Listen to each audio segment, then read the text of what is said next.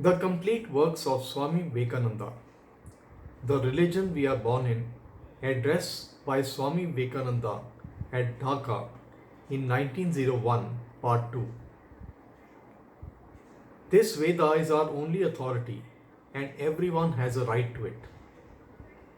Can you show any authority from this Veda of ours that everyone has not a right to it?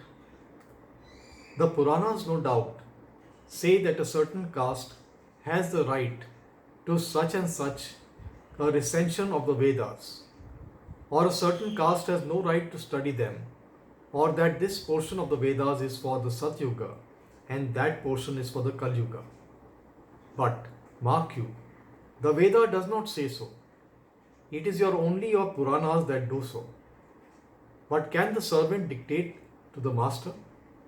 The Smritis, Puranas and Tantras, all these are acceptable only so far as they agree with the Vedas. And wherever they are contradictory, they are to be rejected as unreliable. But nowadays we have put the Puranas on an even higher pedestal than the Vedas. The study of the Vedas has almost disappeared from Bengal.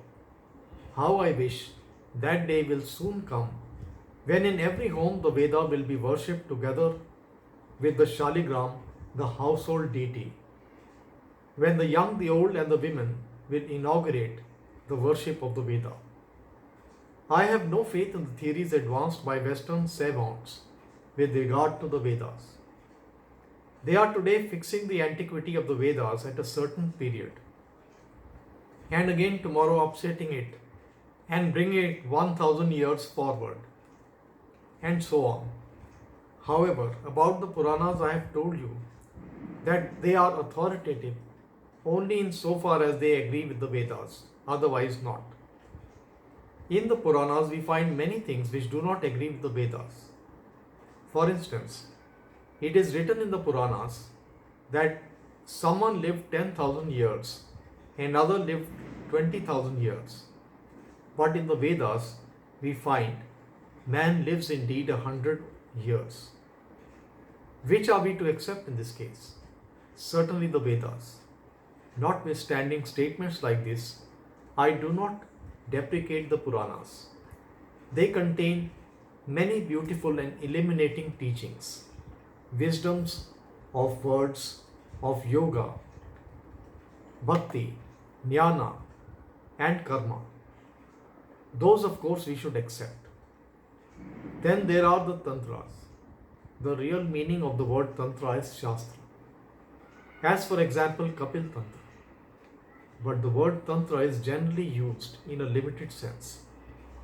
Under the sway of kings who took up Buddhism and preached broadcast the doctrine of Ahimsa, the performances of the Vedic yajnas became a thing of the past, and no one could kill any animal in sacrifice for fear of the king.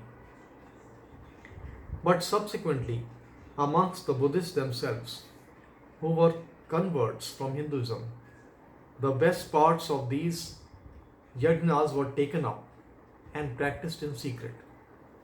From these sprang up the Tantras. Barring some of the abominable things in the Tantras, such as Vamachar, etc., the Tantras are not so bad as people are inclined to think. There are many high and sublime Vedantic thoughts in them. In fact, the Brahmana portion of the Vedas were modified a little and incorporated into the body of the Tantras. All the forms of our worship and the ceremonials of the present day, comprising the Karm Kand, are observed in accordance with the Tantras. Now let us discuss the principles of our religion a little. Notwithstanding the differences and controversies existing among our various sects, there are in them too several grounds of unity. First, almost all of them admit to the existence of three things, three entities, Ishvara, Atman, and Jagat. Ishvara is he who is eternally creating, preserving, and destroying the whole universe. Excepting the Sankhya's, all the others believe in this. Then the doctrine of the Atman and the reincarnation of the world it maintains that innumerable individual souls, having taken body after body again and again, go round and round in the wheel of birth and death according to their respective karmas. This is samsarvad, or as it is commonly called, the doctrine of rebirth. Then there is the Jagat or universe without beginning and without end. Though some hold these three as different phases of one only, and some others as three distinct different entities, and others again in various other ways, yet they all are unanimous in believing in these three. Here I should ask you to remember that Hindus from time immemorial knew the Atman as separate from Manas mind. But the Occidentals could never soar beyond the mind. The West knows the universe to be full of happiness, and as such, it is to them a place where they can enjoy the most.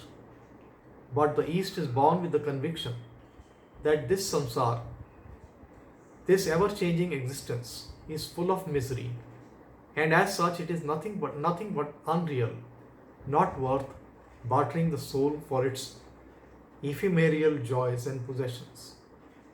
For this very reason, the West is ever so especially adroit in organized action, and so also the East is ever so bold in search of the mysteries of the internal world. Let us, however, turn now to one or two other aspects of Hinduism. There is the doctrine of the incarnations of God. In the Vedas, we find mention of Matsya Avatar, or the fish incarnation. Whether we all believe in this doctrine or not is not the point. The real meaning, however, is that this Avatarvad is the worship of man. To see God in man is the real God vision.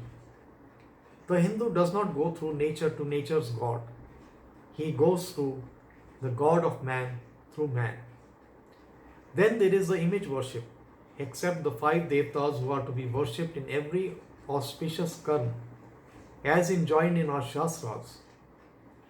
All the other Devtas are merely the names of certain states held by them.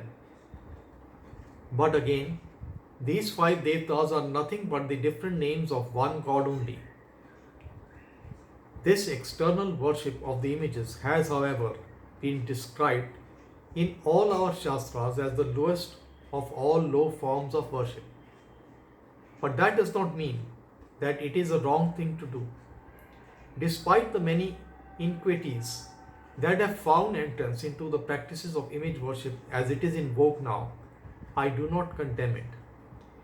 Where would I have been if I had not been blessed with the dust of the holy feet of that orthodox image worshipping